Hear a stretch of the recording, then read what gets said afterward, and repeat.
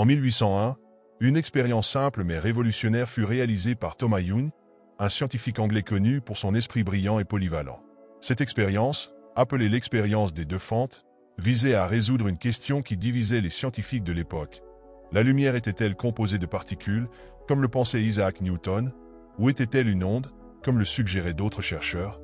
Avec une approche ingénieuse, Young dirigea un faisceau lumineux à travers deux fentes étroites et observa le motif formé sur un écran. Le résultat surprit tout le monde. Au lieu de deux bandes simples correspondant à des particules, un motif d'interférence typique des ondes apparut, indiquant que la lumière se comportait comme une onde passant par les deux fentes simultanément. Cette expérience ne remit pas seulement en question la vision dominante de la nature de la lumière, mais posa également les bases de la mécanique quantique plus d'un siècle plus tard. Ce que Young découvrit ouvrit la voie à une nouvelle compréhension de la réalité, révélant quelque chose de bien plus grand qu'il ne l'aurait imaginé. L'expérience des deux fentes commença comme une tentative de comprendre la nature de la lumière, mais elle finit par déchirer les fondements même de la réalité. Thomas Young configura un faisceau lumineux pour traverser deux fentes étroites dans un obstacle et projeta le résultat sur un écran placé derrière les fentes. L'attente était simple. Si la lumière était composée de particules, le motif résultant montrerait deux lignes nettes correspondant aux fentes. Cependant, ce que Young observa fut un motif d'interférence, avec plusieurs lignes alternées de lumière et d'ombre, semblables au comportement d'ondes qui se superposent. Cela indiquait que la lumière ne passait pas par une fente ou l'autre, mais par les deux simultanément, comme une onde. Cette découverte mit à mal l'idée dominante selon laquelle la lumière était uniquement composée de particules et montra qu'elle se comportait également comme une onde. Des décennies plus tard, l'expérience fut répétée avec une technologie plus avancée et avec des particules comme des électrons et des photons. Ce qui est surprenant, c'est que, même en tirant des particules individuellement, le motif d'interférence continuait d'apparaître comme si chaque particule passait par les deux fentes simultanément. Le tournant survint lorsque des scientifiques installèrent des détecteurs pour observer par quelle fente chaque particule passait. À ce moment-là, le motif d'interférence disparut et les particules se comportèrent comme des particules classiques, passant par une fente ou l'autre. Ce changement révéla quelque chose de profond, la simple observation modifiait le comportement des particules. Cette découverte donna naissance au concept de l'effondrement de la fonction d'onde. Avant d'être observées, les particules existent dans un état de superposition, où toutes les possibilités coexistent.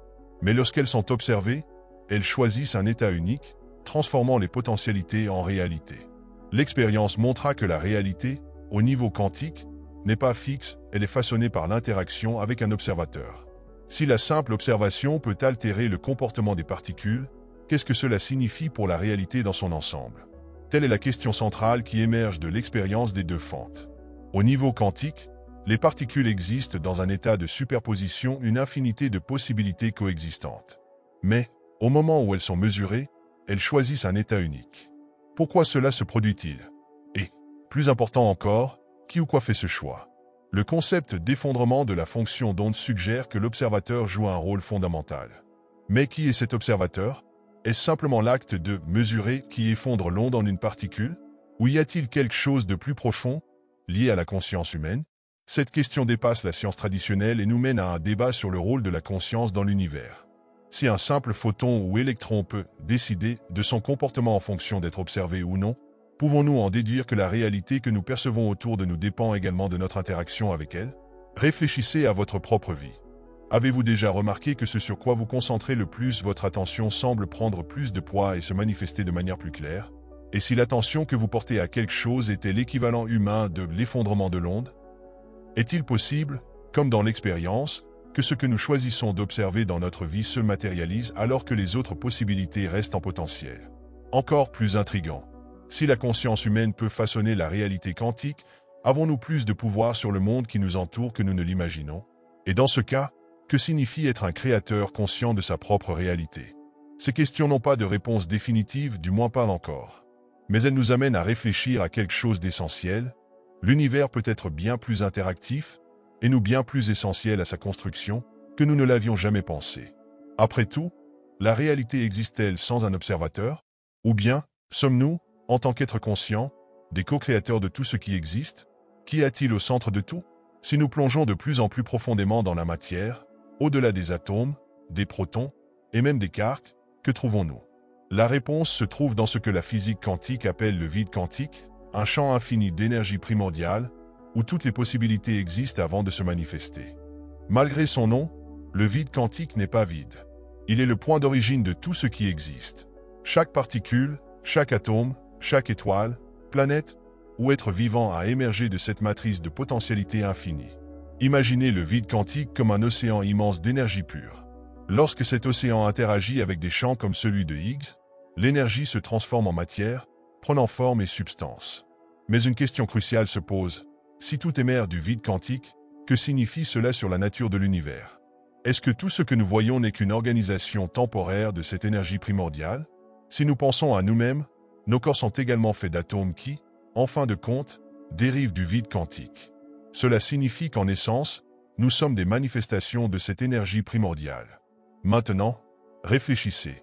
Si nous sommes faits du même matériel que l'univers, que cela dit-il sur notre connexion avec le tout? De plus, cette compréhension ébranle un concept fondamental de la science, la séparation entre matière et énergie.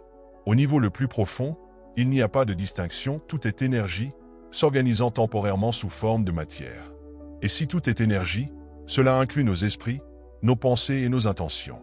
Nos pensées, étant aussi de l'énergie, peuvent-elles interagir directement avec ce champ quantique? Ce champ, présent en tout et d'où tout émerge, possède des caractéristiques que beaucoup associent au concept de Dieu. Il est omniprésent, car il est en tout, omnipotent, car il contient toutes les possibilités, et omniscient, car il constitue tout ce qui existe.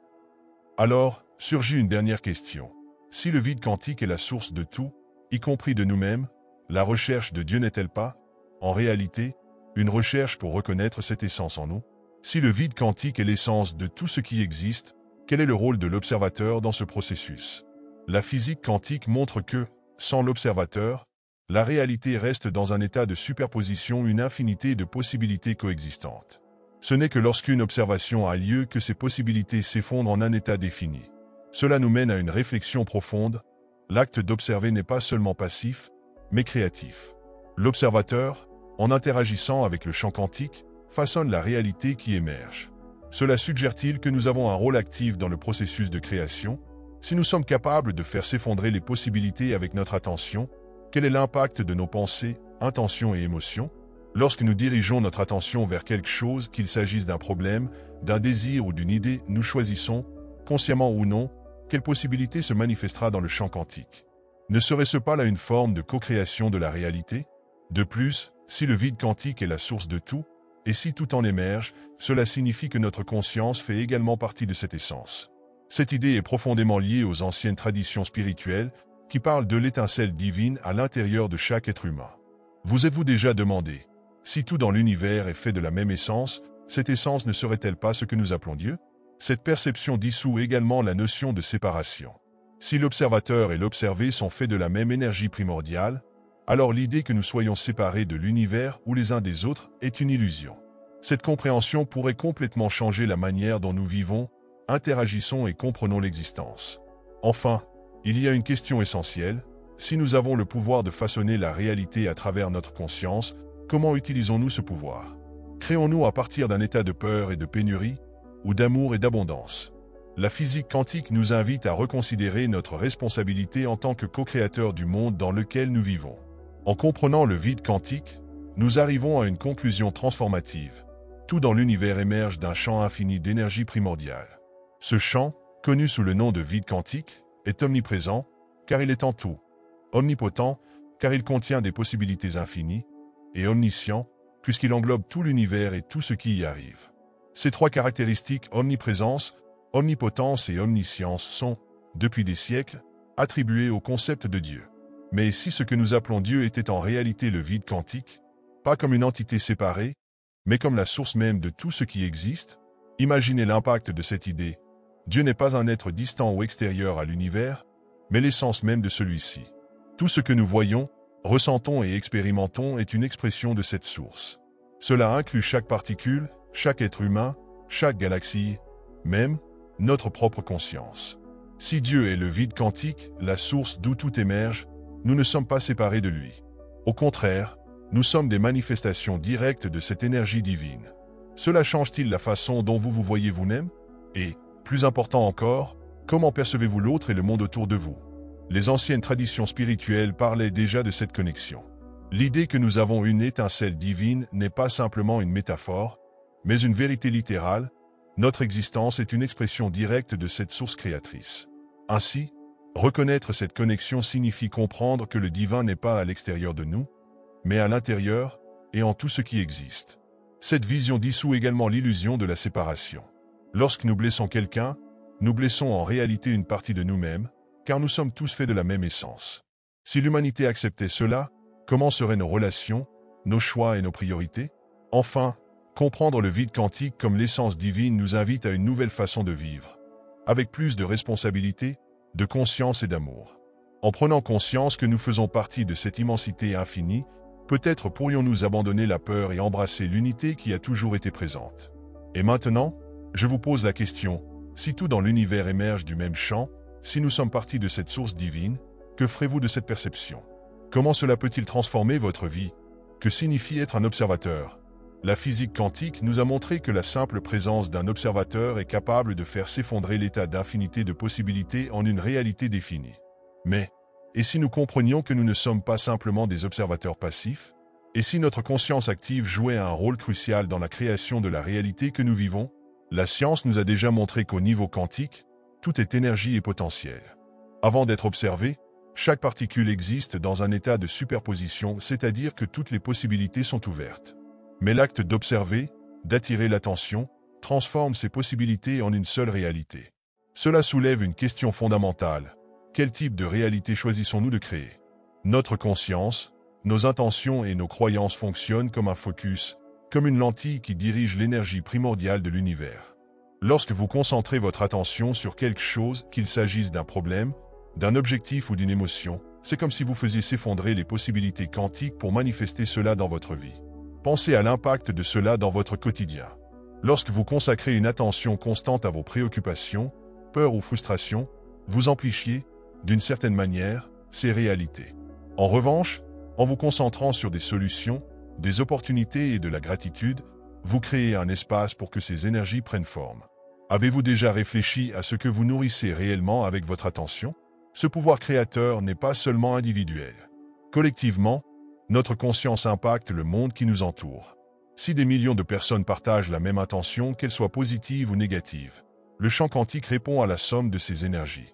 Cela nous amène à réfléchir, à quoi ressemblerait le monde si davantage de personnes consacraient leur attention à la paix, à la coopération et au bien-être global? En fin de compte, comprendre le rôle de l'observateur, c'est accepter la responsabilité de la réalité que nous aidons à construire.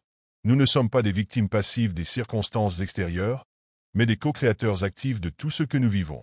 La question qui reste est, que choisirez-vous d'observer et par conséquent, de créer à partir de maintenant? La révolution quantique n'est pas seulement scientifique, mais aussi spirituelle. Elle nous invite à sortir de notre position de victime et à assumer notre pouvoir en tant que participants de l'univers. Après tout, à chaque choix, à chaque pensée et à chaque émotion, vous aidez à façonner la réalité collective. Alors, quel sera le prochain pas dans cette quête de création consciente? Nous arrivons au point le plus profond de ce voyage. La compréhension que les découvertes de la physique quantique nous conduisent bien au-delà de la science, à une connexion directe avec ce que beaucoup appellent Dieu. Mais et si le Dieu que nous recherchons n'était pas en dehors de nous, dans un endroit lointain, mais en tout et en chacun? La physique quantique révèle que la réalité émerge d'un champ fondamental, le quantum vacuum, ou vide quantique. Ce champ est l'origine de toute matière, énergie et existence. Il est infini, intemporel et omniprésent. Ne serait-ce pas ce champ une description scientifique de ce que les traditions spirituelles appellent la source, ou le créateur? Pensez aux caractéristiques généralement attribuées à Dieu. Astérisque omniprésence, le quantum vacuum est dans tout ce qui existe. Astérisque omniscience, il est la base de toute information dans l'univers. Astérisque omnipotence, il est d'où tout émane, l'origine de toute création. Ces similarités nous amènent à une réflexion profonde. La science, sans le vouloir, aurait-elle commencé à décrire le divin? Le quantum vacuum ne serait-il pas le lien entre science et spiritualité, le pont entre le physique et le métaphysique? La physique quantique met également en évidence quelque chose de fascinant, le rôle de la conscience dans la création de la réalité. De nombreux textes spirituels anciens affirmaient déjà que l'esprit est créateur, que notre attention façonne l'univers. Hermès Trismegistus, par exemple, disait « L'univers est mental ». Maintenant, la science moderne nous confirme cela de manière pratique et mesurable. Et voici la grande question. Si tout est énergie et conscience, que sommes-nous? Ne sommes-nous que des êtres limités, emprisonnés dans des corps physiques, ou sommes-nous des manifestations de cette énergie divine? Le concept de l'étincelle divine prend une nouvelle vie à la lumière de la physique quantique. En chacun de nous réside la même essence créatrice qui traverse l'univers. Accepter cela transforme tout. Si vous faites partie de ce champ infini de possibilités, alors vous êtes co-créateur de l'univers. Ce que vous ressentez, pensez et faites n'affecte pas seulement votre vie, mais résonne dans toute l'existence. Cette convergence entre la science et la spiritualité nous mène à une conclusion inévitable. Nous ne sommes pas séparés du tout, nous sommes le tout, s'exprimant de manière unique et individuelle. La physique quantique ne nie pas Dieu. Elle nous montre que Dieu, ou le quantum vacuum, est l'essence même de tout ce qui existe, y compris nous-mêmes. Alors, la question finale est que ferons-nous de cette connaissance? Comment transformer cette compréhension en action? Parce qu'en fin de compte, savoir que nous faisons partie du divin n'est que le début. Le véritable défi est de vivre en conséquence, avec responsabilité, amour et conscience.